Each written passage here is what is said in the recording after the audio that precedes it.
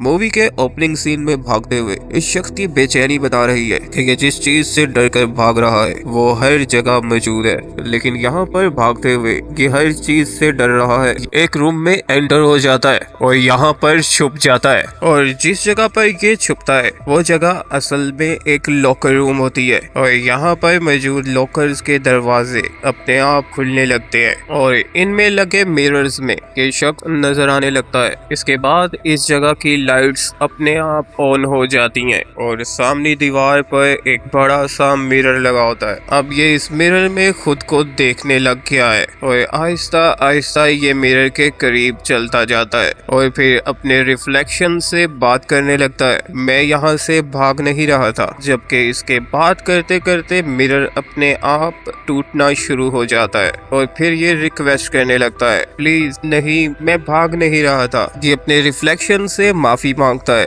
और यहाँ पर कांच का एक टुकड़ा टूटकर जमीन पर गिर जाता है, जिसे उठाने के लिए ये नीचे झुकता है और इसके झुकने के बाद हम देखते हैं कि इसका रिफ्लेक्शन नीचे नहीं झुकता, बल्कि वो गौर से इसे देख रहा होता है। और जब ये कांच का टुकड़ा अपने हाथ में पकड़ता है तो वो रिफ्लेक्शन के हाथ में भी आ जाता है और रिफ्लेक्शन उसे अपने गले पर मारता है और अपने गले को काटना शुरू कर देता है, जबकि दूसरी तरफ इसका गला भी अपने आप कटना शुरू हो जाता है और यहाँ पर ये मर जाता है। सीन चेंज होता है और इसके बाद हम एक एक्स डिटेक्टिव बेन कार्सन को देखते हैं। उसने गलती से एक पुलिस ऑफिसर को शूट कर दिया था और इसलिए उसने अपनी जॉब छोड़ दी और आजकल वो जॉबलेस है और जॉब की तलाश कर रहा है और वो अपनी बहन के साथ रहता है। आज उसका जॉब पर पहला दिन है। जब वो वहाँ जाता है तो ये एक बहुत बड़ी और वीरान बिल्डिंग होती है जो कि पूरी तरह से जल चुकी है। 5 साल पहले यहाँ पर एक हादसा हुआ था जिसमें बहुत से लोग मारे गए और आग के नतीजे में ये पूरी बिल्डिंग जल गई। पता चलता है कि अब तक इस बिल्डिंग का इंश्योरेंस का केस चल रहा है, इसलिए कंपनी ना तो इसे बेच सकती है।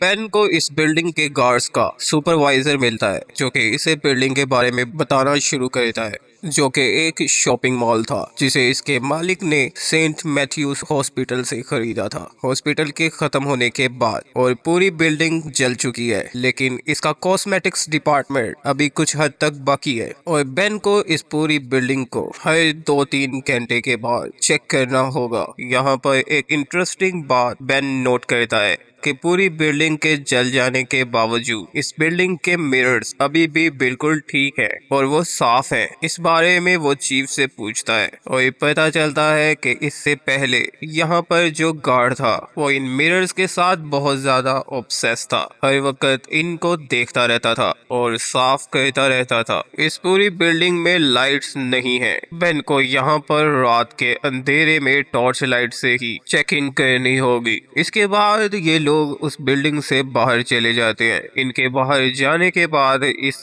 बिल्डिंग के मिरर्स इनकी आवाज पर वाइब्रेट करने लगते हैं, जैसे कि वो इनकी बातों को सुन रहे हों। इसके बाद बेन अपनी वाइफ के घर अपने बच्चों से मिलने के लिए जाता है, लेकिन उसकी वाइफ उससे आर्ग्यू करने लगती है कि तुम बगैर बताए यहाँ पर मत आया करो, तुमने जॉब छोड़ दी है और तुम हमारी जरूरियात का ख्याल नहीं रख सकते। लेकिन वो उसे ये बताकर कि मुझे एक बहुत अच्छी जॉब मिली है, फिर वो वहाँ से चला जाता है। आज जॉब पर उसका पहला दिन है और इस पूरी सरार जली हुई बिल्डिंग में किसी की मौजूदगी का अलार्म बजने लगता है। बेन बिल्डिंग को सर्च करते करते उसके कॉस्मेटिक डिपार्टमेंट में चला जाता है। यहाँ पर पार्शियली जली हुई कुछ डबीज उसे नजर आती है। यहाँ पर दीवार पर एक बड़ा सा मिरर लगा होता है। बेन मिरर के अंदर खुद को देखने लगता है। कुछ देर बाद उसे महसूस होता है मिरर के ऊपर एक हाथ का प्रिंट लगा हुआ है। बेन यहाँ से मिरर को साफ करना चाहता है, लेकिन वो साफ नहीं होता और अब उसे महसूस होने लगता है जैसे कि प्रिंट मिरर के अंदर दूसरी साइड से लगा हुआ है, जैसे किसी ने मिरर के रिफ्लेक्टिंग वर्ड से मिरर को हाथ लगाया हो। और यहाँ पर अचानक बहुत ज्यादा हैंड प्रिंट्स मिरर के ऊपर उभरने लगते हैं, जो बेन के लिए काफी स्ट्रेंज होता है और वो घबरा जाता है और मिरर में गौर से देखने लगता है और गौर करने पर उसे नजर आता है कि उसके पीछे जो दरवाजा है वो आहिस्ता आहिस्ता से खुल रहा है, लेकिन जैसे ही वो पीछे मुड़ कर मॉर्टल वर्ल्ड में अपने पीछे देखता है तो रियलिटी में उसके पीछे दरवाजा नहीं खुला होता, लेकिन मिरर में देखने पर दरवाजा खुला होता है और बेन अब चलता चलता दरवाजे के पास जाता है। ये असल में इस बिल्डिंग की बेसमेंट का दरवाजा है जहाँ से स्टेयर्स नीचे जा रही हैं। बेन क्यूरियोसिटी में देखना चाहता है यहाँ पर ऐसी क्या चीज है जिसने इस दरवाजे को खोला है। हो सकता है वो उसे कोई मैसेज देना चाहती हो। तो बेन स्टेयर्स से नीचे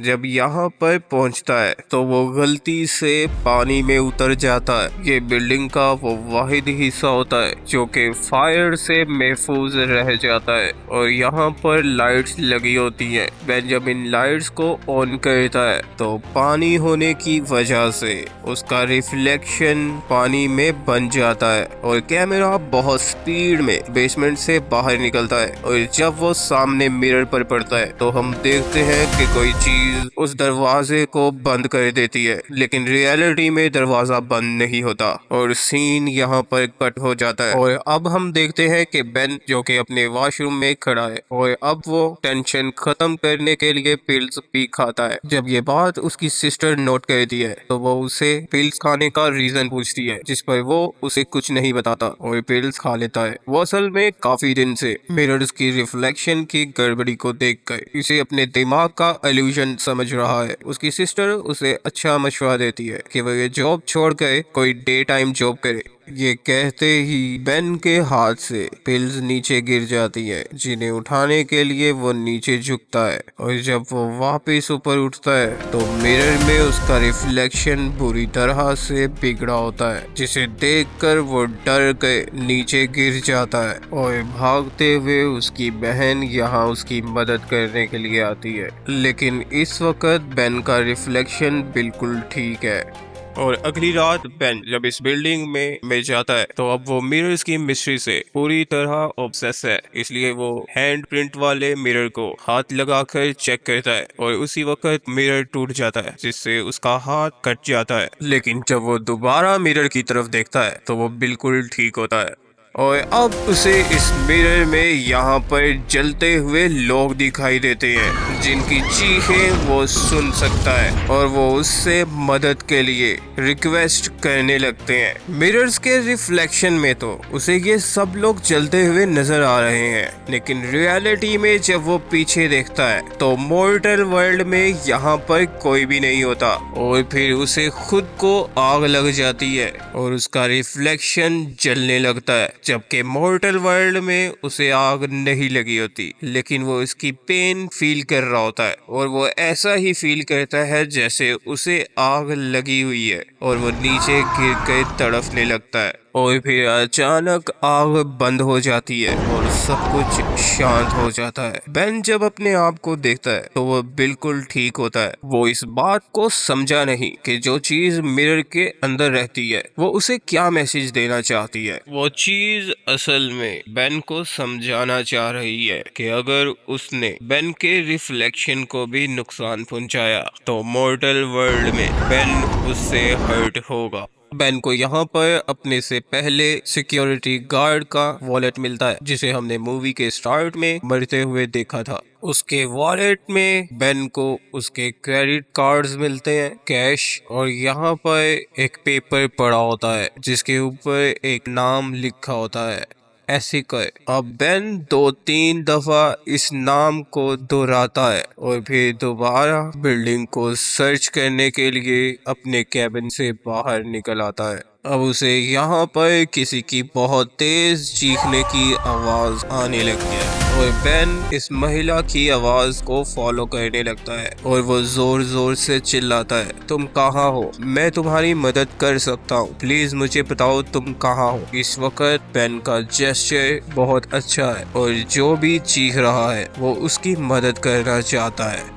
यहाँ तक कि वो तो उसकी मदद करने के लिए भागने लगता है। इट्स मीन के अब वो उस एंटिटी की नजर में अपने आप को बहुत रहम दिल साबित कर रहा है और ये उसकी आवाज को फॉलो करता हुआ उस रूम में चला जाता है जहाँ से आवाज आ रही थी। लेकिन यहाँ पर कोई भी नहीं होता और सामने एक मिरर लगा होता है। बेन जैसे ही इस मिरर में देखता है तो उसे अपनी बैक साइड पर एक वुमेन जो कि आग से जल चुकी है वो स्ट्रगल करती हुई उस रूम से बाहर आने की वो नजर आती है। लेकिन पीछे मुड़कर देखने पर वहाँ कोई भी नहीं होता। अब बेन मिरर को खींचकर रूम के सामने लाता है और अब मिरर में देखने पर उसे सही तरह वो वुमेन नजर आती है जो कि आग की वजह से झुलसी हुई है और बेन की तरफ मदद के लिए हाथ बढ़ाती है। लेकिन बेन उसे देखकर डर के वहां से भाग जाता है। और इसके बाद हम देखते हैं कि बेन इस बिल्डिंग से बाहर निकलने के बाद जहां जहां जाता है ये एंटिटी भी उस जगह पर उसके साथ अब जाती है। और अब ये बेन के घर वालों को बच्चों को मिरर्स में नजर आने लगती है जिसके बारे में वो अपनी मदर को बताते हैं। लेकिन वो नाइटमेयर समझकर इग्नोर कर देती है।